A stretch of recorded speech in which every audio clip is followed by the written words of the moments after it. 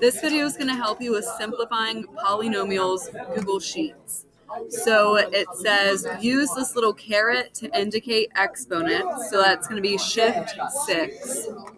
Write your answers in standard form with no spaces, which that's what we've been doing this entire time. View at 50%, so I'm going to change this view to 50%. Now we can see the whole puzzle. If you type your answers down here and it turns green, that means it's correct. If it turns red, that means it's not correct. So I'm looking at this first one here, and we have the quantity x minus 8 squared. That's the same thing as saying x minus 8 times x minus 8. And then we're going to do the process of FOILing, which you guys have had practice with. F is going to be x times x, which we know is x squared. O is outside, so we have x times negative 8. That gives us negative 8x. I is inside, and once again, we have negative 8 times x, which is negative 8x.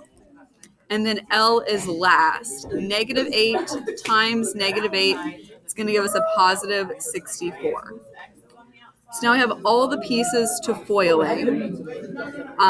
Last step before we can write our expression is we have to combine this negative 8x minus 8x. So that's going to be x squared. Negative 8 minus 8 is negative 16x plus 64. This is our final expression.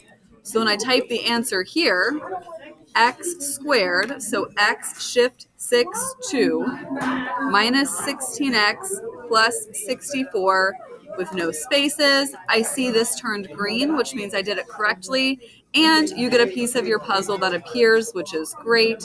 That's how you know you did it correctly. So you'll probably need a pencil and paper to do this. Make sure you have access to that and finish the remaining 8 problems.